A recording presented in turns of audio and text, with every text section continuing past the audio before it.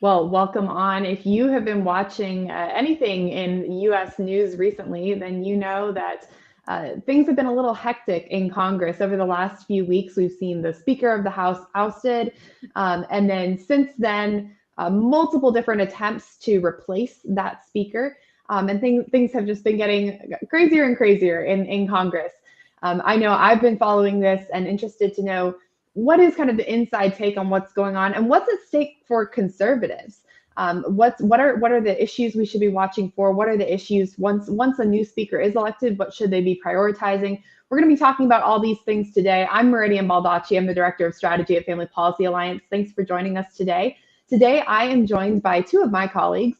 So I have with me Craig DeRoche. He's our CEO and president, and he actually himself was a former Speaker of the House in Michigan. So he's going to be providing us today some of his interesting perspective from that. And then Ruth Ward, who's our Director of Government Affairs and very intimately aware of everything that's been going on on the Hill. So excited to have you both. Craig, I actually kind of want to start. I want to start off with you because you've been a Speaker of the House before, not in Congress, but in the state of Michigan. People know that the speaker is a powerful role, but what actually goes into that role? What is the significance of what we're talking about today? Well, the significance of what we're talking about today is that I think a lot of people in Congress have it backward too, and certainly the media does. A speaker's job in the public, and when you read in the newspaper, they're portrayed as the leader. The person that everybody follows behind. When you serve as a speaker, it's anything but. People say it's like herding cats. It's not. It's like putting frogs in a bucket is what I tell people. You put the frogs in a bucket and they don't stay there. They jump back out of the bucket when you turn around to get more frogs. It's a very difficult job, and it's really a servant's job. And that's why it's so important for social conservatives and Christians to be listening to the speaker's debate today, because that's a big part of what's being lost as our politicians increasingly are talking about what they're going to do to us or for us instead of us doing it ourselves. They're not our servants. They're campaigning to be our boss. They're campaigning to be our leader. They're campaigning for us to follow them.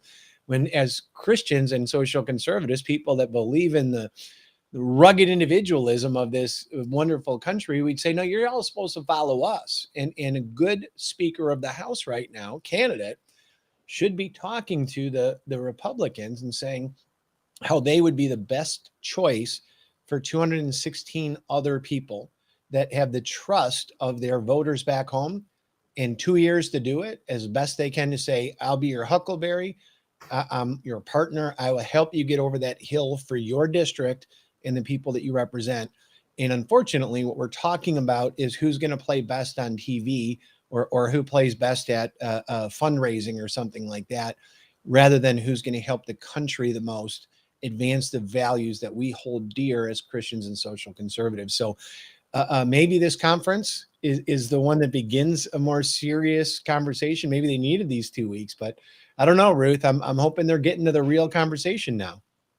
Yeah, Ruth, actually, can you just talk us through what actually kicked off this whole series of events? I'm sure I'm seeing a lot of people joining us. I'm sure they've been aware that there have been all these different conversations about who's going to be in charge, but what actually got this all started a few weeks ago? Yeah, thanks, Meridian. Thanks for having me on. And these issues are still at play, right, on a daily basis and on a minute basis. So even now, I think if viewers are probably have their Twitter open, right? We're watching, or X, I guess we should call it now, and checking in on those updates. So I'm really excited to be bringing these, live updates here.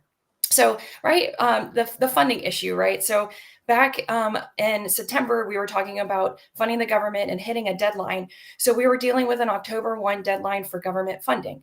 And what that means is you have to go to the floor, and in order to not shut down the government, you either need a CR to continue that, you have to pass the appropriations bills, which there was some movement on, and we were really excited, I know, to see that. But essentially over a weekend, when the government was going to shut down, Speaker McCarthy, at the time, Speaker, he decided to bring a CR to the floor, and that passed, a clean CR.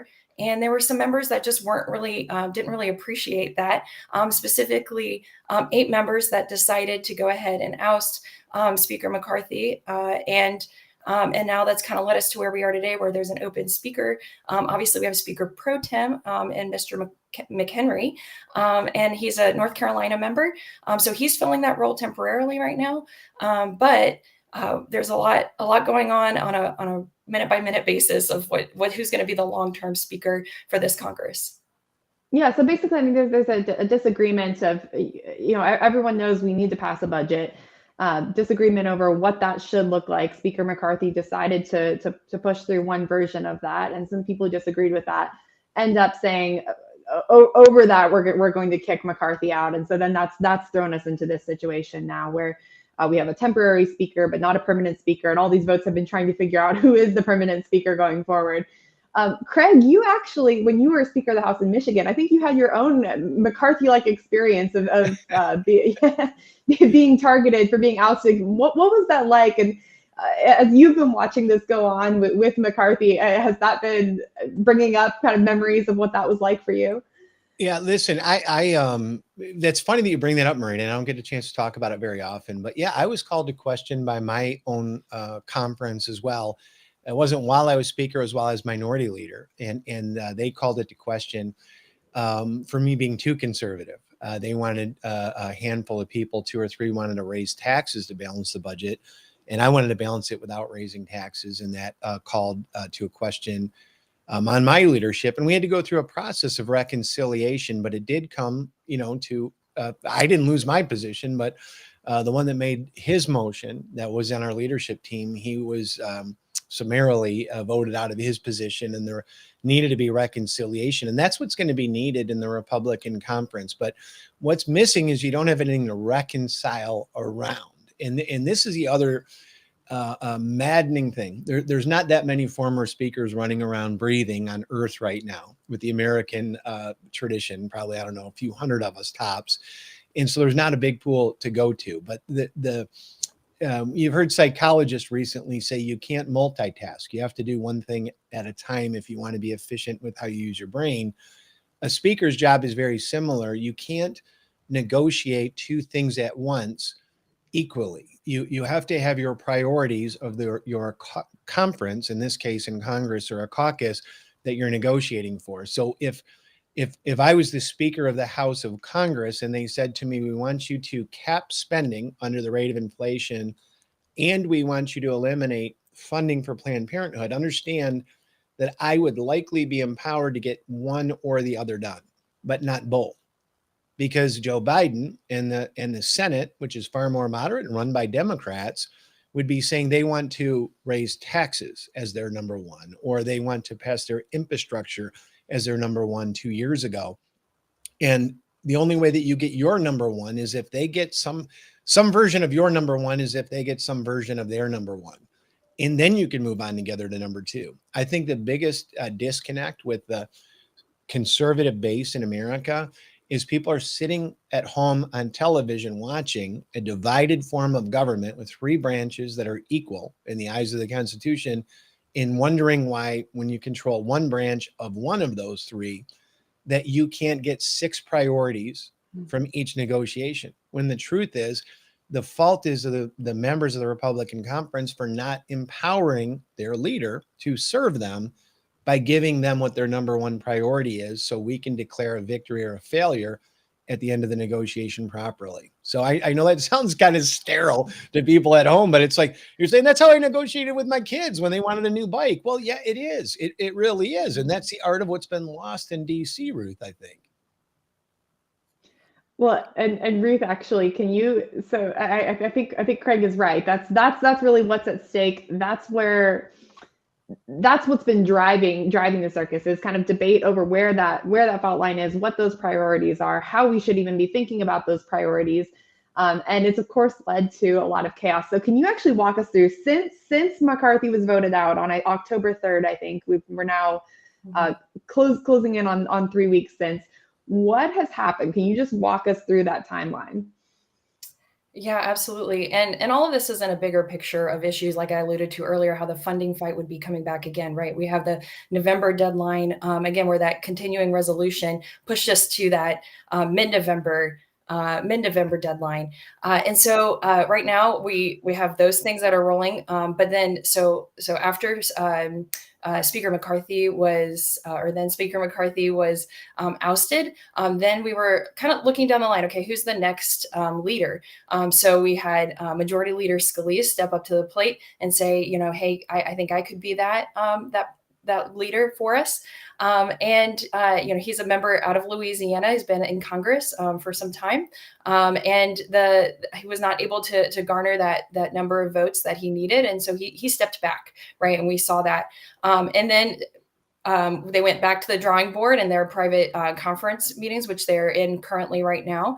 Mr. Jordan stepped up again to lead the conference and put his name in the hat. And in those meetings, they put their vote of confidence behind him. But this is a really slim majority Congress, right? So we're dealing with you really can't lose too many members before all of a sudden you can't be elected as Speaker of the House. So now right now that's kind of what we're dealing with. There was an interesting proposal, right, that was introduced yesterday, where maybe Pro Tem McHenry, Speaker Pro Tem McHenry, could be given additional duties or given additional authority there for a temporary time, even into January. But there was some pretty hard pushback from conservative members that this would be again a Democrat coalition that would really be harmful for conservative issues. And especially when we look at the big fights that we have towards the latter half of the year, with whether that's funding the government, we have NDAA, several other issues. Obviously, of course, the Israel funding, and President Biden spoke to that last night to the American people, and laid out his proposal for the supplemental. So a lot of big issues that we're dealing with that we really need to tackle, and why we need a speaker in there sooner rather than later. Again, the McHenry Pro Tem additional authority did not go over well with a lot on and off the Hill. So we're back at the drawing board of, hey, can Mr. Jordan, can he win that again? So there was another vote on the Hill this morning in the House. He did lose that vote. And again, and like I mentioned, they're back in the meeting, and who knows what's being discussed there. I think our imagination can kind of play. And then again, as you're watching Twitter or X, that's where you're seeing a lot of the news pop out. What's being said behind the scenes. Yeah, so I mean, there's been so many candidates thrown out there now at this point. First, let's try and keep the current guy. Let's try the majority leader. Let's try Jim Jordan. Let's think about using the temporary guy, just extending it. There's so many possibilities. Could it be someone else that's going to pop up next? What's driving all of this, though? And I want to ask you both this question, or let me rephrase that: is what's at stake here for both Congress as a body? And Craig, I know you were talking about that a little bit, of what we've lost in DC. So what's at stake for Congress as a body? But then what's also at stake just for conservatives and for the social conservative movement?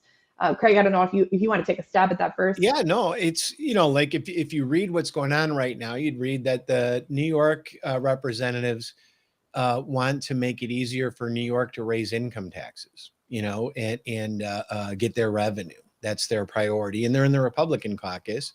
You hear a lot of these other squishy people going in all these other different directions. And that's where it gets really messy. And really what I think that they're revealing is a lack of coherence within the GOP right now.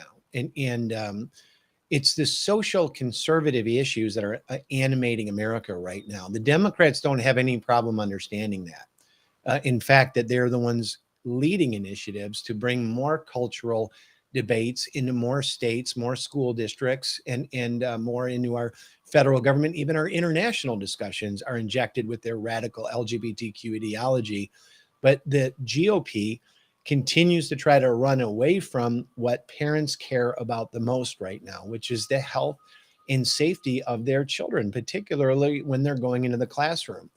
We have, for the first time in America's history, we have Americans serving in both parties that are wondering if we put in place a federal abortion scheme for the first time to regulate in the killing of unborn human beings. The courts have allowed that since 1973, but it's never been something our country has embrace this abomination. And so the stakes are sky high right now. And these politicians are getting away with talking about abstract issues of the day on social media and to make excuses for them rather than stepping up to the plate and honoring the citizens that put them in office a year ago, folks, to do their jobs. And I think there's that frustration is getting real, and we should be praying for them, but we should also be kicking them in the shins a little bit and emailing your members and telling them to respect you enough to make the hard decisions to put a leadership in place right now too. That's what they're avoiding. They don't want to say what they're for, and what they're for is what we're for at Family Policy Alliance. The candidates for speaker think, be to God, that they're social conservatives, and we need them to come out stronger for what they're going to do to protect parents if they want Americans to get behind whichever of them wins this race. Absolutely. What would you add to that, Ruth? Yeah, I was going to say, and Craig, you just painted a great picture of like the big picture, right? The things that we all really care about, the reason that you're listening to this today, the reason why you're plugged in with Family Policy Alliance and doing our action alerts and staying alert to what we're offering. And those are the things that really that burden us, right? When we wake up in the morning, like what are our kids learning at school? How can we protect them? Those are the day in and day out things. I think also, I'm going to just drill down just a little bit back to Congress, like what's at stake even for this year, and revisit what I was just talking about with funding. There is obviously an all-out attack on where our taxpayer dollars are going. And we have some stalwarts in Congress that have said, no, you cannot fund abortion, no this, no that, to saying what, what we can't use the funding for, and then finding creative ways to use those government dollars in better ways.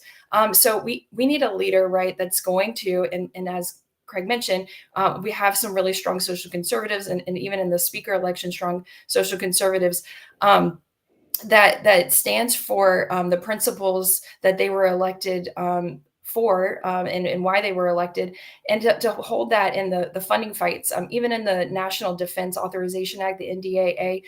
What are we using our money for? Is the military funding for extremism, promoting gender ideology, radical gender ideology, abortion language, is the VA.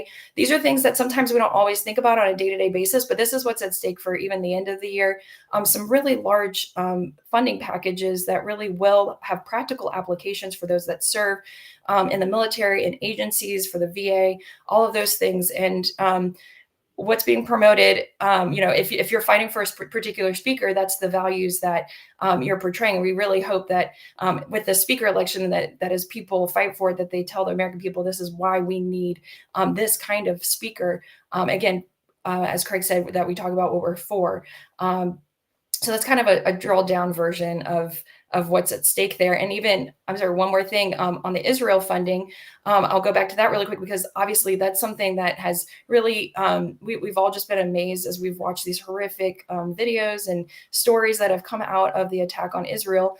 Last night, with the president talked about the supplemental package. If there's not a speaker in place, the support for Israel, it obviously cannot come to the floor.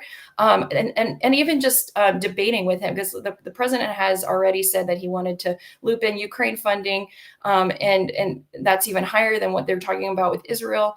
So in order to negotiate with him, we need to have a leader in place in order to really provide that those needs to Israel. And in addition to that, with an action alert that Family Policy Alliance put together, we definitely encourage all of you to go online and fill that out, so you can tell Congress that you need to stand with Israel and to continue to back them, even when the media will want to say that it was their fault for what happened to them, which is mind-blowing, unfortunately, what we're reading.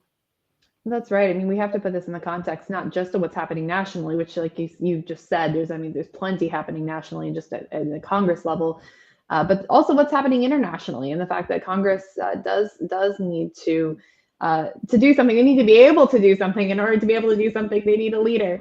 I see in the comment section, George is asking about this, just or really commenting about this, the fact that we need a leader, and both of you have iterated that, and I think that's got to be priority number one, is getting that person in place. But then having that person make these social conservative priorities truly a priority and really putting those first. I'm glad, Ruth, that you brought up the action alert. For our audience, if you're watching this and if you're passionate about protecting Israel, standing with Israel, we do have an action alert. We're going to put it in the comments here. That'll allow you to reach out directly to your member of Congress and ask them to take a stand for Israel, or if they've already done that, to just keep standing strong. So please do send them that message. It takes just a minute in our Action Center, but we know those messages can make a huge difference. Craig, I'm going to give you the last question here. As we have no idea what's going to happen next. I mean, like Ruth said, right now they're in another secret meeting to decide what happens next. Is it going to be another Jim Jordan vote? Is it going to be? Are we going back to someone else? Are we picking some other route entirely? We don't know what's going to happen. But regardless of what happens, what's your encouragement to whoever is the next speaker? What's, as someone who has been in that kind of role before, what's your encouragement and your call to action for them? Yeah, I would. The first thing I'd say is start with the obvious. No Speaker of the House completes their job with people thanking them for it, publicly at least. They get 4 or 5 people that'll walk you out to your car and pat you on the back. But it's a thankless job, and in some of our comments here on the different video feeds that we have are identifying that, you know, the selfishness is what's at play, and politicians and selfishness go hand in hand, but that's what we're up against. And we need a Speaker of the House that wakes up, goes to bed at night, and wakes up in the morning with a servant's mentality for our country, for God first, then our country, preserving those values and serving. What a privilege it is to be in a majority. How hard does everybody on this call fight, and all the time, treasure, and talent that we poured into putting these people on the field. And we're going to be continuing to pray for them. We hope that you pray for them, but we fully expect them to do their jobs. We did put a lot of energy into them. We want them to step up. We want them to draw a contrast. We want them to stop negotiating our values. They're absolute truths. Human beings are human beings. Boys are boys. Girls are girls. You're a human before you're born. You're a human after you're born. And find that voice and lean into this. And my prayer this morning, and I hope you'll join me if you're watching this show, is that you'll pray that becomes clear, that it's time to be bold again in America. And that can begin with the choice of Speaker of the House. So let's pray for boldness in the hearts of our leaders as they're sorting this out today. And for those of you listening that have been supporting FPA, we're going to remain bold. So we hope that you'll stick with us as we go into the new year. This is going to be a consequential election, Meridian, probably the most consequential of our lifetime, not just the saying this time. It's for real. Which direction does our country go? And we can win this. There's a lot more social conservatives than there are lefties, and we're ready to take the field for next year. Amen. Well, thanks, Craig and Ruth, for joining and for all the analysis and updates. And thanks to everyone who's joined in, watched this, commented. If you're interested in continuing to get updates like this on pressing issues that matter to social conservatives, 2 things you can do. 1, you can subscribe or follow, depending on what platform you're watching this on. We do these updates regularly for you, so you make sure you subscribe, follow us, so you don't miss one of those. The other thing you can do is visit soconreport.com. We'll put that in the comments as well. And that's your one-stop shop for all the news you need as a social conservative on those social conservative issues that you care about. So go to soconreport.com. Just check that regularly. We're pulling all the important stories on the issues you care about. Thanks so much for joining us. Like Craig said, please continue to be in prayer about this situation, about Israel, about all the different things that are going on in our nation. And we'll see you next time.